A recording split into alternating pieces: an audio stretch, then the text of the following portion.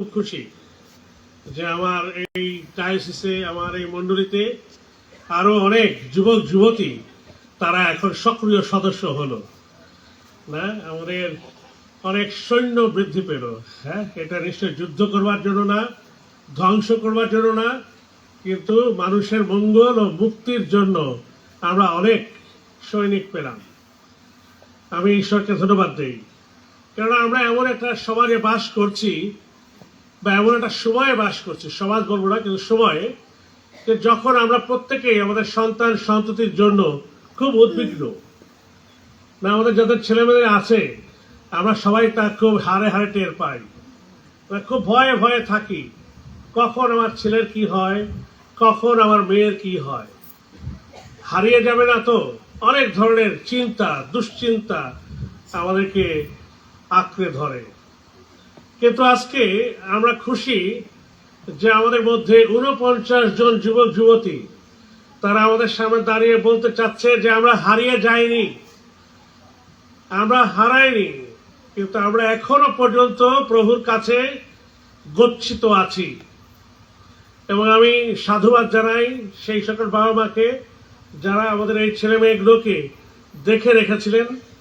আমি সাধুবাদ জানাই মণ্ডলী সমূহকে যারা আমাদের এই ছেলে মেয়েগুলোকে সঠিক শিক্ষা দিয়েছেন, ধর্মীয় শিক্ষা, বিশ্বাসের শিক্ষা, যে তারা নিজ ধর্মের বিশ্বাস থেকে তারা দূরে সরে যায়নি। আমি বিশ্বাস করি নিশ্চয়ই এদের মধ্য থেকে আমাদের অনেক সেবক সেবিকা মণ্ডলীতে আসবে, যাদের মধ্য দিয়ে ঈশ্বর প্রভু গৌরবান্বিত হবে, সেবিত পূজিত হবে। আমি গতকাল আমাদের ছেলে মেয়েদের সাথে বসেছিলাম, হস্তাক্ষরের তাৎপর্য তাদেরকে বলেছিলাম। আমরাও আজকে এখানে যারা উপস্থিত আছি অনেকেই হস্তার্পিত হয়েছি, অবগাহনও নিয়েছি হয়তো অনেকে, অন্য মণ্ডলী যারা আছেন, এবং আমরা এর গুরুত্ব বুঝি। কিন্তু এটা সত্য যে এই দিনে আমরা যে প্রতিজ্ঞা করেছিলাম সেই প্রতিজ্ঞা থেকে অনেক সময় আমরা বিচ্যুত হয়েছি। তাই যখন এই হস্তার্পণ অনুষ্ঠান হয় তখন আমরা যারা হস্তার্পিত হয়েছি বা অবগাহিত হয়েছি ইতিপূর্বে, এটা আমাদের জন্য একটা সুযোগ আমাদের প্রতিজ্ঞাকে আরেকটিবার নবায়িত করে নেবার। কারণ আমরা ভুলে গিয়েছি কি প্রতিজ্ঞা করেছিলাম, তাই আমরা ঝাড়াই করে নিতে পারি আমাদের প্রতিজ্ঞাকে আরো একটিবার। যেমন অনেকে আছে যারা তাদের বিবাহ প্রতিজ্ঞাকে নবায়িত করে, হ্যাঁ, 25 বছর 50 বছর পরে তারা সেলিব্রেট করে এবং আবারও সেই বিবাহ বন্ধনের সেই প্রতিজ্ঞাগুলোকে রিনিউ করে। তো এটাও আমাদের জন্য একটা বড় সুযোগ যে আমাদের ঈশ্বরের সাথে আমরা যে প্রতিজ্ঞা করেছিলাম সেটাকে আরেকবার রিনিউ করে নেওয়া। আর সিলেটের ছেলেমেয়েরা যারা আজকে হস্তাক্ষরিত হচ্ছে, তোমাদের জন্য আনন্দের সংবাদ যে তোমরা আজকে নতুন ভাবে এই প্রতিজ্ঞা করে নতুন ভাবে নতুন যাত্রা তোমরা শুরু করবে, যে যাত্রা আমরা আরো আগে শুরু করেছি। আমরা খুশি, আমাদের দল এখন ভারী হলো। হস্তার্পণ কি না, ইংরেজিতে সুন্দর শব্দ ব্যবহার করা হয়, কনফার্মেশন, যার বাংলা অনুবাদ হচ্ছে কি নিশ্চিতকরণ, না, নিশ্চিতকরণ, কনফার্ম করা। অনেক সময় আমরা টিকিট কাটি, যারা বাসের টিকিট কাটি বা প্লেনের টিকিট কাটি, এবং তারপরে বলা হয় কি কনফার্ম করেছো তো, নিশ্চিত তো যে আমার জন্য সিট বরাদ্দ আছে, তাই না, সেটা নিশ্চিত করা। তো আজকে তোমরা এসেছো যে ঘোষণা করতে যে আমার বাবা মা বাপ্তিস্মের সময় আমার পক্ষ হয়ে যে প্রতিজ্ঞা করেছিল ঈশ্বরের কাছে এবং সমাজের সাক্ষাতে, আমি নিশ্চিত করছি যে আমি সেই বিশ্বাসে স্থির আছি। আমি নিশ্চিত করছি যে প্রভু যীশু খ্রিস্টই আমার ত্রাণকর্তা, আমার মুক্তিদাতা। আমি নিশ্চিত করছি যে ঈশ্বর পিতা, পুত্র, পবিত্র আত্মা, তৃতীয় ঈশ্বর, এই কথাগুলো তোমরা আজকে আবারও সকলের সামনে ঘোষণা করবে এবং কনফার্ম করবে যে আমার বাবা মা আমার পক্ষে যে প্রতিজ্ঞা করেছিল সেটা সঠিক, এবং এখন থেকে আমি সেই দায়িত্ব নিলাম, এবং এখন থেকে আমি সেই দায়িত্ব নিয়ে এই পথ চলব। আমি অনেক সময় দেখি যে রাস্তাঘাটে বা রাস্তার দুধার দিয়ে সেই গাছ লাগানো হয়, তাই না? এবং যখন সেই গাছ লাগানো হয়, সেই গাছের চারাগুলো কিরকম থাকে? খুব বড় নাকি না, একদম ছোট। এবং যখন ছোট থাকে তখন কি করা হয়? পরিচর্যা হয়। তার মধ্যে একটা বড় পরিচর্যা করা হয়, সেটা কি? যে গাছটাকে যেন ছাগলে, গরুতে বা মানুষও, আজকাল মানুষও ছাড়ে না, সেটাকে কি না করে, উপরে না ফেলে, খেয়ে না ফেলে। এই জন্য কি করে তখন ওই গাছটাকে কি করা হয়? চারিদিকে বাঁশের বেড়া দেওয়া হয়। আর একটা কাজ করা হয়, সেটা কি? কি করা হয়? এইটা হচ্ছে আসল বিষয়। আর একটা কাজ করা হয় কি, একটা শক্ত লাঠি দেওয়া হয়, এবং যেন সে কি হয়, আঁকা বাঁকা যেন না হয়, কুজো না হয়ে যায় নাকি, কিন্তু যেন সোজা হয়ে উপরের দিকেই যেন সে আগাতে পারে। এবং অনেকদিন রাখা হয়, অনেকদিন রাখা হয়, যাতে সে শক্তপোক্ত হয়ে সোজাভাবে সে যেন দাঁড়াতে পারে, এবং সে যেন শক্তিশালী হয়, কেউ যেন তাকে আঘাত করতে না পারে। এবং পাশে খুঁটি দেওয়া হয়, যাতে সে কি করতে পারে, আস্তে আস্তে আরো বাড়তে পারে, আরো উপরে ওঠে। ডানেও যাবে না, বামেও যাবে না, উপরে উঠে তার পাশে ডালপালা মেলবে। স্নেহের ছেলে মেয়েরা, এতদিন তোমাদের অবস্থা ছিল ওই রকম। কিরকম? চারিদিকে কারা ছিল? বাবা, মা, তারপরে আত্মীয় স্বজন, মন্ডলী তোমাদেরকে কি করে রেখেছিল? ঘিরে রেখেছিল, যাতে তোমাদের গায়ে কি না লাগে, কোনো আঘাত না লাগে, না তোমরা যেন হারিয়ে না যাও, ভেঙে না পড়ো, এদিক ওদিক চলে না যাও না। এবং তোমাদের পাশে মন্ডলী না, সবাই মিলে সেই বাঁশের খুঁটির মতো, বা বাবা মা, তাই না, সে বাঁশের খুঁটির মতো বা সে শক্ত লাঠির মতো দাঁড়িয়েছিল, বেঁধে রেখেছিল। আমাদেরকে এই যে বেঁধে রাখা হয়েছে, হ্যাঁ, এই দড়ি দিয়ে পুরোহিতদেরকে দেখবা সবার মাজায় একটা করে দড়ি, এটা বেঁধে রাখার ছবি না। আমরা গরু ছাগল না, কিন্তু এটা আত্মিক দড়ি না, যে চাইলেই তুমি মুখ দিয়ে দুটো সুন্দর কথা বের করবে তা হবে না, সুন্দর না, অসুন্দর কথা বের করবে তা হবে না, না, লাগাম দিতে হবে। ঠিক তেমনি ভাবে তোমাদেরকে ওই লাঠি দিয়ে সোজা করে রাখা হয়েছিল। আর তোমরা এখন আস্তে আস্তে বেড়ে উঠেছো। এখন আমরা দেখছি যে এই পাশের এই কি বলবো, সুপারি গাছগুলোর মতো অথবা এই সুন্দর আম গাছগুলোর মতো শক্ত হয়ে সোজা হয়ে দাঁড়িয়ে গেছো। আর আমরা দেখতে পাচ্ছি কারো কারো জীবনে হয়তো ফলও আসতে শুরু করেছে, তাই না? সেটা একটা খুব বড় বিষয়। আর ঠিক তাই, আর এই সময় কি করা হচ্ছে, যে মালিশ দেখে যখন গাছ বড় হয়ে গেছে, তখন কি লাঠি রাখে? আর রাখে না। বেড়া রাখে না, তখন এই বেড়া কি করে, খুলে দেয়। আর এই গাছ, এই চারা এখন কি করে, নিজে নিজেই বাড়তে থাকে। আর সে জানে এখন কি করতে হবে, কি করতে হবে, আমাকে ফল ধরতে হবে, ফল ধরতে হবে। তাহলে আজকে তোমরা এসেছো এই বেড়া খুলে ফেলতে। এখন আমরা নিয়ে নিলাম বেড়া, হ্যাঁ, আরেকটু পরে বেড়া খুলে ফেলবো। যখন তোমাদের মাথায় হাত রাখা হবে, বেড়া খুলে দেওয়া হবে। আর তোমরা এখন কি করবে, নিজে নিজে বৃদ্ধি পাবে, কিন্তু কার শক্তিতে? ঈশ্বরের শক্তিতে। ওই যে চারা গাছ যাদেরকে মাটিতে রোপণ করা হয়েছিল, ওরা নিজের শক্তিতে বাড়েনি, ওদেরকে যেমন সোজা করে বাড়াবার জন্য সাপোর্ট দেওয়া হয়েছে, পাশ থেকে কেউ খেয়ে না ফেলে বেড়া দেওয়া হয়েছে, একইভাবে নিচ থেকেও কে, ঈশ্বর কি করছে, তাদেরকে খাবার জুগিয়েছে। খালি নিচ থেকে না, তোমরা জানো উপর থেকেও খাবার দেওয়া হয়েছে না। কি খাবার দেওয়া হয়েছে?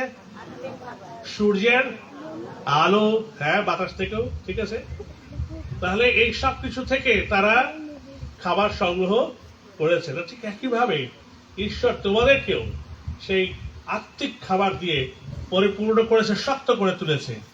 আর তাই এখন তোমরা নিজেরা বাড়বে, নিজেরা বৃদ্ধি পাবে। এবং কার শক্তিতে বৃদ্ধি পাবে? কালকে বলা হয়েছিল কার শক্তিতে? পবিত্র আত্মার শক্তিতে।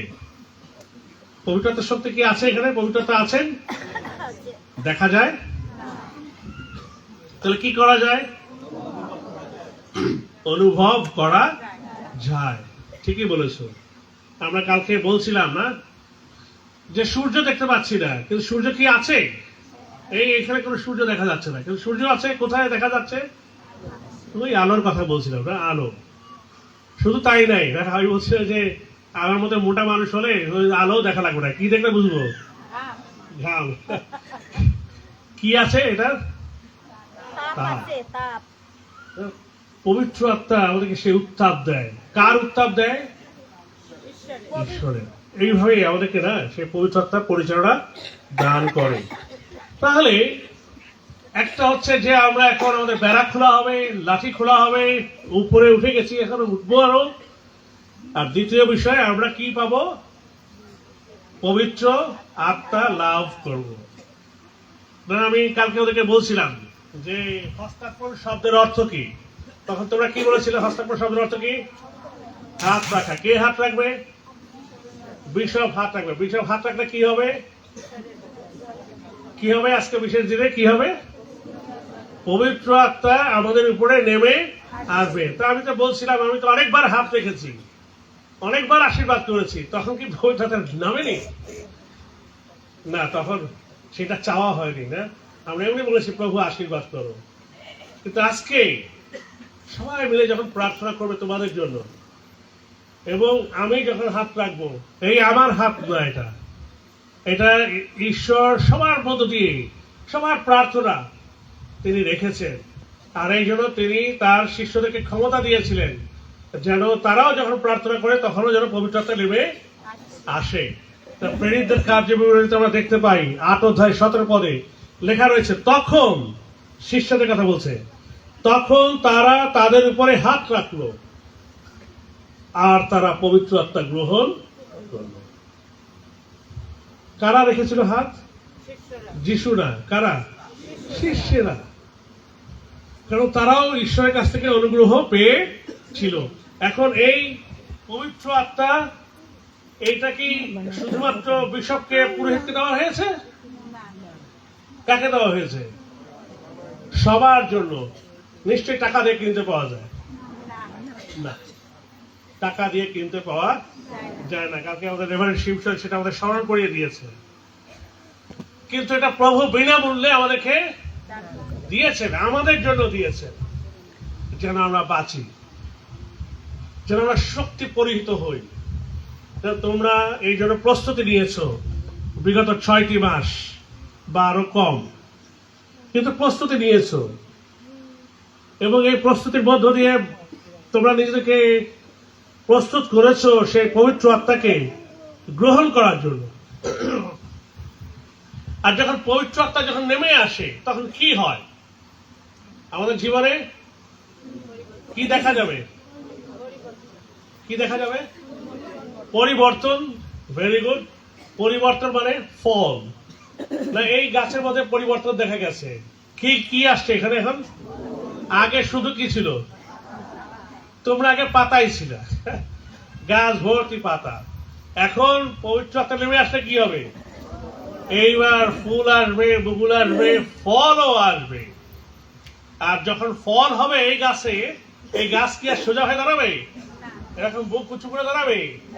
মাথা উঁচু করে দাঁড়াবে না। কি হবে? ভেরি গুড, নুয়ে পড়ে।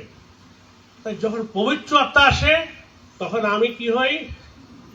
আমি কি হই?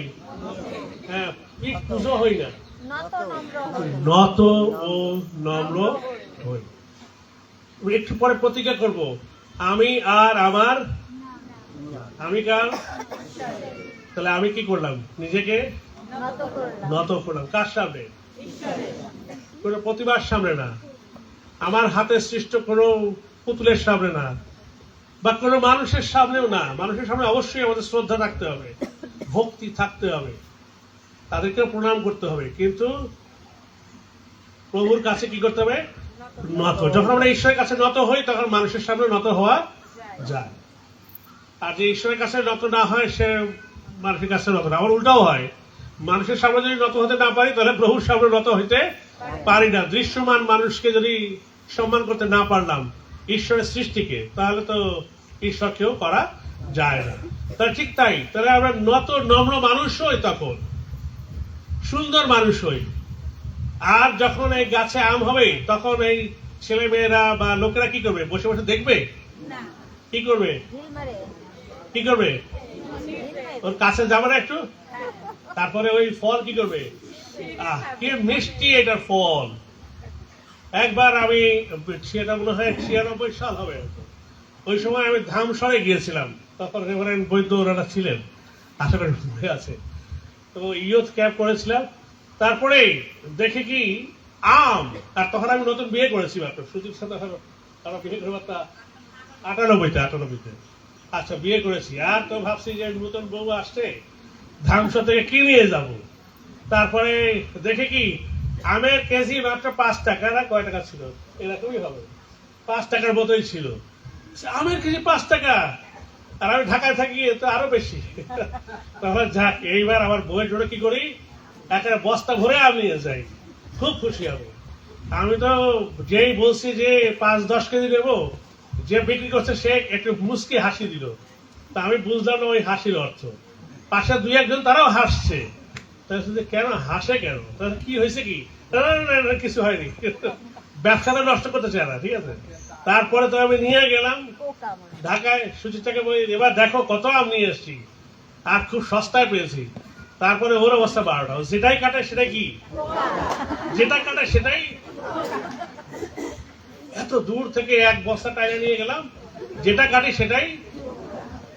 আহা, এই সেদিন থেকে বুঝছি বরিশালের আমের অবস্থা কি।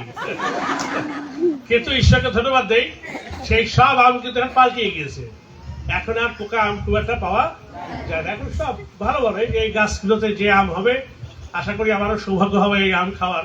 পাত্রীয় নিশ্চয়ই রাখবেন 2-1টা আমার জন্য, তাহলে খুব মিষ্টি হবে আমি বিশ্বাস করি।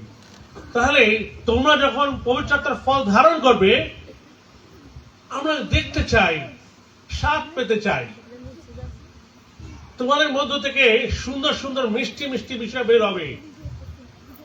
প্রেম, ভালোবাসা সবাই পেতে চায়। আমি শুনছিলাম এই জোয়ারপাড়ে অনেকে অসুস্থ আছে, অনেকে এখন হয়তো শয্যাশায়ী আছে, দুর্বল, গির্জে আসতে পারে না। তোমরা যুবক যুবতীরা, কিশোর কিশোরীরা যদি একটু তাদের বাসায় গিয়ে, দাদু কেমন আছো বা দিদিমা কেমন আছো, কি খুশি হবে দেখো তো দেখি। ওই যে কালকে বলছিলাম না যে মন্ডলীতে কিছু করব, এই ছোট ছোট কাজ, বড় কাজ করতে দরকার নাই। বড় কাজ করার জন্য মহারথীরা আছে, জ্ঞানী গুণী মানুষ আছে, করতে দাও তাদেরকে, নেতারা আছে। কিন্তু এই ছোট কাজ কিন্তু প্রভু চায় এগুলো আমরা যেন করি। কি মিষ্টি তখন লাগে তোমরা যদি আমাকে দেখতে আসো, তাই না? ছোট্ট কাজ, প্রেম, আনন্দ, প্রভুতে আনন্দ করো, নোংরা আনন্দ করবে না। নোংরা আনন্দতে কোনো আনন্দ নাই, ওটা ক্ষণিকের। কিন্তু যেটা পবিত্র আনন্দ, এটা দীর্ঘস্থায়ী। এই যে আমরা সেলিব্রেশন করছি, এটা দীর্ঘস্থায়ী। দেখবে অনেকে বাড়ি ফিরে গেলে বলবে, ও কি সুন্দর বড় সভা করে আসলাম, অনেকের সাথে দেখা হলো। পবিত্র আনন্দ। আর যদি এখানে বসে আমরা একটা মদ খেতাম এখানে সবাই মিলে, বাড়ি গিয়ে কি আর বলতেন মদ খেয়েছি? শেষ। কিন্তু সবাই মিলে যে আনন্দ করছি, প্রভু দেখছি, এইটা আনন্দের বিষয় থাকবে। পবিত্র প্রেম, আনন্দ, শান্তি, তাই না, মধুর ভাব, সেই ফল তোমাদের ধরবে। আমরা দেখব মন্ডলী আরো শক্তিশালী হবে যখন এই ফল তোমাদের মধ্যে আমরা দেখতে পাবো। তোমাদের এখানে নৌকা এখন আর দেখো না তোমরা, কিন্তু একটা সময় ছিল নৌকার সাথে পাল থাকতো, তাই না? ছবি হয়তো এঁকেছো, আমরা ছোটবেলায় ছবি একটা নৌকার সাথে একটা পাল দিতাম। এখন তো আর সেই গানের মতো ও মাঝি রে, হ্যাঁ, এখন আর একদিন তোর যদি গানটা মনে আসছে জানেন তো নাকি, নাও ছাইরা রে মাঝি, কিন্তু একদিন পাল তুলে দিয়ে, একদিন এই গানও কেউ শুনবে না, পালও কেউ তুলবে না। এখন কেউ তোলে না, কিন্তু পাল তোলা হতো একটা কাপড়, কিন্তু যখন নৌকা চলতো আর এই বাতাস লাগলে কি হতো, নৌকার গতি কি হতো, আরো বেড়ে যেত। আর যে নৌকা চালায় মাঝি, তার একটু শক্তি কি লাগতো, কম খরচ করা লাগতো, শান্তি পেত। অনেক সময় না চালালেও হইতো, নিজের দাঁড় না টানলেও নৌকা কি হতো, ওই বাতাসের শক্তিতেই সেটা এগিয়ে যেত। তাহলে ছিল মেয়েরা, এই পবিত্র আত্মা আমাদেরকে সেই শক্তি দেবে, নিজের শক্তিতে নয়, ছলে নয়, বলে নয়, কিন্তু তোমার আত্মা দ্বারা। কার আত্মা দ্বারা? ঈশ্বরের আত্মা দ্বারা, পবিত্র আত্মা দ্বারা পরিচালিত হবে। আর দেখবে তোমাদের গতি দিন দিন বাড়ছে। মানুষ ছুতে পারবে না, দৌড়িও ছুতে পারবে না, চেষ্টা করলেও পারবে না। তাহলে পবিত্র আত্মা যখন তোমার মধ্যে আসবে, আমার মধ্যে আসবে, আসে, তখন আমাদের গতি বাড়ে এবং গতির লক্ষ্য স্থির থাকে। পবিত্রতা যদি থাকে তাহলে তোমাকে সঠিক পথ দেখিয়ে নেবে। ইসরায়েল জাতির ওই মিশর থেকে দুগ্ধমধু প্রবাহী দেশ যেতে কতদিন লেগেছিল? কয়দিন? 40 দিন। আচ্ছা, বছর। কিন্তু এখন তো ওখান থেকে যাওয়া যায় না, এখনো তো আছে নাকি? ওই মিশরও আছে, ওই দুগ্ধমধু প্রবাহী দেশও এখনো আছে। সেখানে যেতে এখন কতদিন লাগে? তো যাইনি আমরা, সৌভাগ্য হয়নি। কতদিন লাগে? 1 সপ্তাহ? ঘন্টা, কেউ কেউ বলছে ঘন্টাই লাগার কথা না, ওই ঘন্টা না, কিন্তু হাতের ঘন্টা না, তাতে 1 ঘন্টা বা কিছু সময়। কিন্তু আবার যদি হেঁটেও যায় তাহলে মনে হয় 15 দিনের মতো লাগতে পারে, শুনেছি, আমি যাইনি।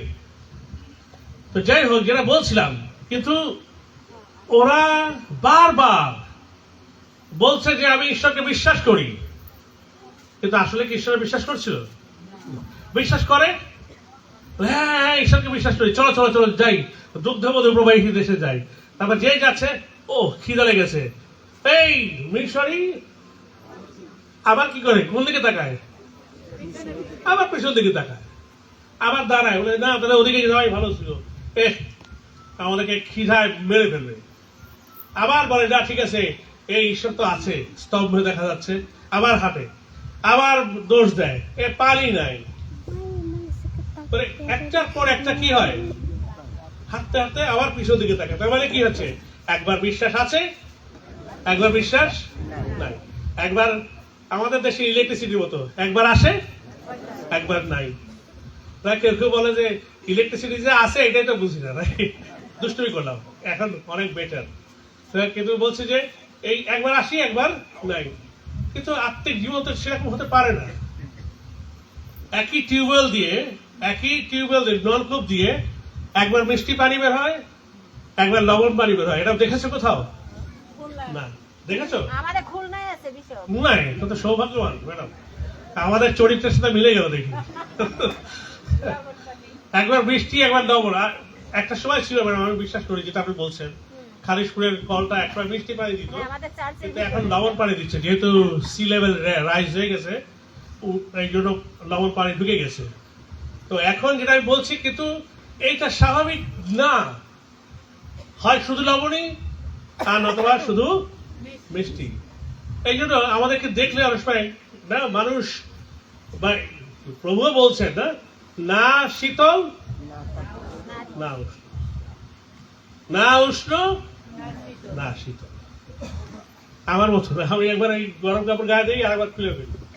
গরম কাপড় গায়ে দিলে কিছু পরে গরম লেগে যায়, আবার খুলে ফেলে আবার ঠান্ডা লাগে। কিন্তু সেটা হবে না, একরকম থাকতে হবে। তাহলে এখন থেকে যখন তোমরা বলবে যে আমি পবিত্র আত্মায় পূর্ণ হয়েছি, আর তোমরা যারা কি প্রতিজ্ঞা করবে আজকে, এখন থেকে আমি যিশুতে চলিব। তোমাদের বইয়ের নামটা কি ছিল জানো? আমি যিশুকে অনুসরণ করবো। Very good. তাহলে হস্তার্পণের আরেকটি অর্থ হচ্ছে কাকে অনুসরণ করা? কালকে আমাদের একজন দৃষ্টান্ত দিচ্ছিলেন না, পাদ্রীবাবু শুরু করলো না বিলিবাবু শুরু করলো? আলো, পাদ্রীবাবু। হ্যাঁ, আলোর দিকে যেতে হবে, যেদিকে আলো দেখতে পাচ্ছ সেদিকেই যাও। ঠিক আছে, আলোর দিকে যাওয়া যাবে, কিন্তু তাহলে আলোর দিকে যাব, কোন দিকে যাব না? Very good. কোন দিকে যাব না? আমাদের জীবনে কোনটা অন্ধকার? মিথ্যা, ঘৃণা, পরচর্চা, নিন্দা, লোভ, ব্যভিচার, তারপরে আর কি হিংসা, অহংকার, নেশা। Very good.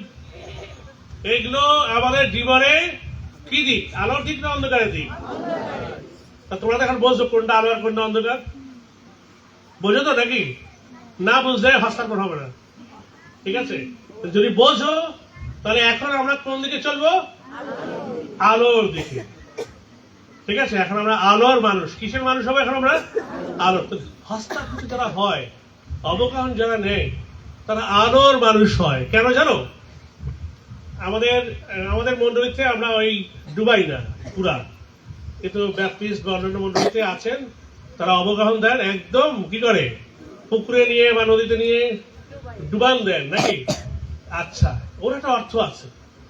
যখন একদম নিমজ্জিত করা হয় পিতা, পুত্র, পবিত্র আত্মা, তারপরে একদম সমস্ত পাপ কি করলাম?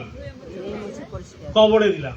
মানে মাটির নিচে যাওয়া যায় না, পানির নিচে গেলাম, তার মানে কি কবরস্থ করা হলো। আর যখন আমি উঠলাম তখন আমি কি হলাম? নূতন মানুষ হলাম। নূতন মানুষ, পুনরুত্থিত মানুষ, আলোকিত মানুষ, আলোর মানুষ হলাম।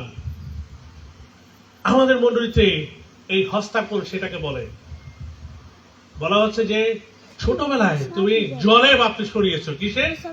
জলে। তখন আমরা মাথায় জল ছিটিয়েছিলাম। এখন কে বাপ্তিস্ম দেবে? কে দেবে?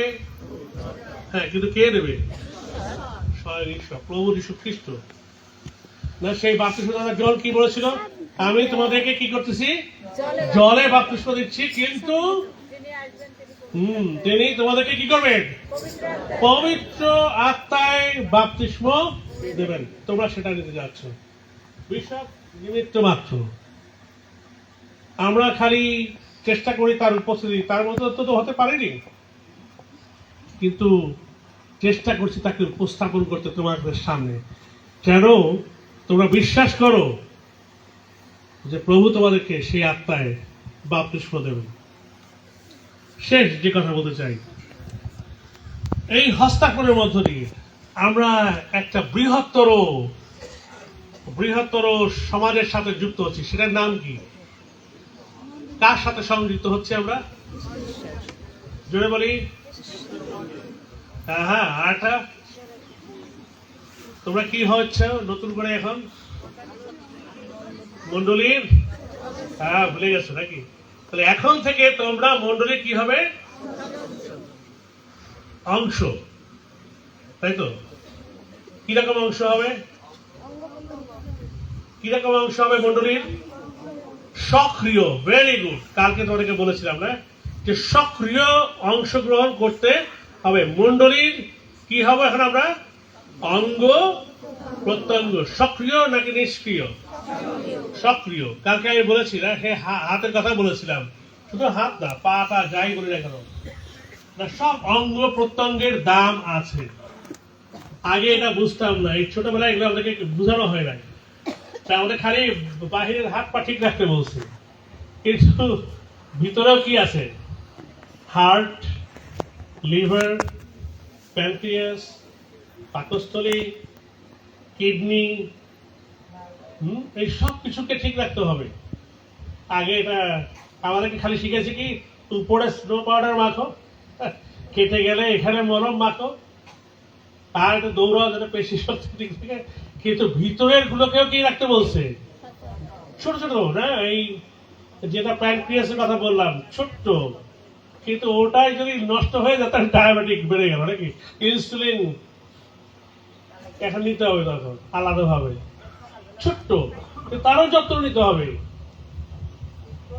তাহলে মন্ডলীতে বলছি আমরা হচ্ছে কি খ্রিস্টের দেহের অঙ্গ প্রত্যঙ্গ। তাহলে আমরা কেউ ছোট কেউ বড় আছি? কেউ ছোট বা কেউ বড় নাই। মন্ডলীতে সবাই কি সমান। এই জন্য ওই বেদিতে কয়টা কাপ থাকে? আজকে 7টা রাখছি, কিন্তু এমনি থাকে কয়টা? একটা কাপ। কয়টা রুটি দেখানো হয়? একটা। ওখান থেকেই দেওয়া হয়। তাহলে একটা আমরা দেহের একটা দেহ, আমরা কাউকে বাদ দিয়ে না, কাউকে বাদ দিয়ে না। অনেক সময় আমরা আমাদেরকে নেতাদেরকে দেখলে হয়তো তোমরা কষ্ট পাবে, কারণ আমাদের মধ্যে বিচ্ছিন্নতা আছে। অনেক সময় আমরা নিজেরাই দলাদলি করি, হয়তো তোমার সেগুলো শোনো, খারাপ লাগে, হ্যাঁ খারাপ লাগাটাই স্বাভাবিক। আমি আমাদের ছেলেমেয়েদেরকে বলেছি যেন মন্ডলীতে কেউ চেয়ার নিয়ে টানাটানি করলে তোমরা দাঁড়িয়ে বলবে মন্ডলীতে এগুলো করার জন্য আমরা আসি নাই, একসাথে থাকার জন্য এসছি, ক্ষমতার জন্য আসিনি, সেবার জন্য এসছি, যা মঙ্গল সেটার জন্য আমরা এসছি, সবাই একসাথে থাকবো। তাই আমরা কেউ দুর্বল না, কেউ সবল না, কেউ ছোট না, কেউ বড় না, সবাই সমান। কার সামনে সমান? বাস, তাহলে আর বিষয়ের সামনে ছোট বড় হওয়ার দরকার না। ঈশ্বরই হচ্ছে আমাদের মাথা, প্রভু যীশু খ্রিস্টই হচ্ছে আমাদের মণ্ডলীর মস্তক, আর কেউ না। তো তিনি যা বলবেন সেটাই ঠিক। ও বিশপ সৌরভ যা বলে বলুক, প্রভু যীশু যা বলবেন এটাই চূড়ান্ত। তার কাছে যেটা ঠিক সেটাই ঠিক, তার কাছে যেটা সত্য সেটাই সত্য। তাহলে মনে রাখবে যে এখন থেকে তোমরা মণ্ডলীর পূর্ণ সদস্য। আমি ওদেরকে বলছিলাম যে আমাদের অনেক কিছু আছে করার, না তাহলে কি করতে হবে? নিয়মিত সাক্রামেন্টে আসতে হবে। নিয়মিত সাক্রামেন্ট বলতে কি বুঝায়? কোন সাক্রামেন্টে নিয়মিত আসবো? প্রভুর ভোজ, অন্যের বিবাহে তো আসবো যদি দাওয়াত পাই, যাজক অভিষেকে তো অবশ্যই থাকবো যদি আমাদের মণ্ডলীর হয় এবং দাওয়াত পাই, তাহলে সাক্রামেন্ট সময় তো অবশ্যই অংশগ্রহণ করতে হবে। কিন্তু অনেক সময় এটা সত্য কথা দেখা যায় যে সাক্রামেন্ট হয়ে যাচ্ছে কিন্তু আমি আর ওখানে নাই, কারণ আমার নিজের পবিত্র অনুষ্ঠান আছে, তাই না? কাজ আছে, চাকরি আছে, ব্যস্ততা আছে, ভিডিও গেম আছে, ওগুলো তখন মুখ্য হয়ে দাঁড়ায়। তাহলে মনে রাখতে হবে যখন সাক্রামেন্ট হয় তখন আমার উপস্থিতি যেন থাকে। কালকে আমি ছেলেমেয়েদের কাছে জিজ্ঞাসা করছিলাম যে তোমাদের মোবাইলে কত খরচ হয়। ওরা বললো যে এক একজন এক একটা বলছে, কেউ বলছে 500 টাকা, কেউ 300 টাকা, কেউ 100 টাকা, না এর নিচে কেউ যায় নাই। আচ্ছা, তাহলে বললাম যে 12 মাসে কয় টাকা খরচ করো? তাহলে 1200 টাকা। আর আমাদের চার্চ অফ বাংলাদেশের সভ্য চাঁদা কত জানেন? বড়রা তো জানেন নাকি? সারা বছরে গিয়ে কয় টাকা? 20, T20 না, 20 টাকা হলে, অনলি 20 টাকা। কি বিশ্বাস, কি অবস্থা আমাদের নাকি? মাত্র 20 টাকা, এক কাপ চায়ের দাম 20 টাকা। কালকে আমরা ওইখানে দুধ চা খাইতে গেলাম, দুধ তো অর্ধেক, পানি অর্ধেক, তাতেই 20 টাকা। আর আমাদের এই মণ্ডলীতে সব সুযোগ সুবিধা পাবেন। এই মাঠ আপনার জন্য খোলা থাকবে 24 ঘন্টা, 365 দিন। ফ্রি বাতাস পাবেন, ফ্রি ইলেকট্রিসিটি পাবেন, ফ্রি যিশুর দেহ রক্ত পাবেন। সারা বছর শেষে গিয়ে কয় টাকা দেবেন? তারপরেও খুব কষ্ট লাগে শুনতে যে বিশপ এইটাই এখনো অনেকে দেয় না। ছেলেমেয়েরা, তোমাদের কাছে আমার সবিনয় অনুরোধ, যিশুকে লজ্জিত আর করো না। আর কত কত নামা যায়, কত লজ্জা দেওয়া যায় যিশুর দেহকে। 20 টাকা তাও দিতে চাই না। আমার উপরে রাগ করে 20 টাকা দিলে না, এটা ঠিক হবে না। যিশুর উপরে রাগ করে দিলে না, সেটা আলাদা কথা। কিন্তু বিষয়ের উপর রাগ করেছি, এদের 20 টাকা দিব না। অনেকে দেখি যে দেহ চাঁদা দিতে চান না, স্বাবলম্বী চাঁদা। স্বাবলম্বন কার স্বাবলম্বন? মন্ডলীতে কার? না বিশপ সৌরভের, হ্যাঁ না আমার। তাহলে যদি মন্ডলীর স্বাবলম্বন করি আর সেখানে যদি কেউ 10 টাকা চায়, তাহলে সেটা দিতে সমস্যাটা কোথায়? কার উন্নতি হবে? যদি এখানে টিন বাদ দিয়ে যদি এখন ছাদ হয়ে যায়, এখানে কি বিশপ এসে নিয়ে চলে যাবে? আমার নাম কি ছাদের উপর লেখা থাকবে? না, এখানেই থাকবে, আপনারটাই থাকবে। কিন্তু কত কথা শুনতে হয়, কেন দেব, কোথায় দেব, কারাদের দেব। আরে ওটা তো আপনি ঈশ্বরকে দিচ্ছেন, ঈশ্বর বিচার করে। ওখান থেকে যদি কেউ তসরুপ করে। তারপরে এখন অনেক জায়গায় নেওয়া হয় না, আমাদের মগবাজারে নেওয়া হয়, আমাদের খুলে নেওয়া হয় কবরস্থান চাঁদা। হ্যাঁ, বছরে একটা আমরা চাঁদা দিয়ে থাকি কবরস্থানের জন্য, ব্যারিয়াল ফিস। কেন? কারণ আমাকে একদিন কি করতে হবে, একদিন মরতে তো হবে, তাহলে ওই কবরস্থানটা পরিষ্কার রাখবে 8 টাকা দিয়ে। কেউ যদি টাকা না দেয় তাহলে কবরস্থান এমনি পরিষ্কার হবে? তাহলে আমার আত্মীয় স্বজন ওখানে আছে, সে যেন পরিষ্কার থাকে, তো সারা বছরে 50 টাকা মনে হয়, তাও আমরা দেই মাত্র 50 টাকা, যাতে যারা সাহিত্য আছে তাদের জায়গাটা যেন পরিষ্কার থাকে। দিবে না। 500 টাকা ফিস হলে তাও দিতে চায় না, যে ফিস কবর দেবে তার ফিস দেবে 500 টাকা, তাও দেবে না। কমান, আর একটু কমান, আমি হত দরিদ্র। আমাদের দেশে এখনো এত হত দরিদ্র নাই যে 500 টাকাও দিতে পারে না। যাই হোক, আমি টাকার কথা বলছি, কেউ কিছু মনে করবে না। আমাদের ছেলেমেয়েদেরকে শিক্ষা দিতে হবে, প্রভুকে দিতে হবে। গির্জায় যখন দান করতে আসবে তখন কিভাবে আসবে এগুলো শিখতে হবে। অনেক সময় দেখি আমরা যখন গির্জায় আসি, তাদের থলি যখন দেওয়া হয় তখন পকেট থেকে দেখে দেখে সব থেকে সুন্দর নোটটা দেয় নাকি? অনেক সময় খুব খারাপ লাগে যখন আমি দেখি অচল নোটটাই আমার প্রভুকে দেওয়া হয়েছে, ছেঁড়া ফাটা।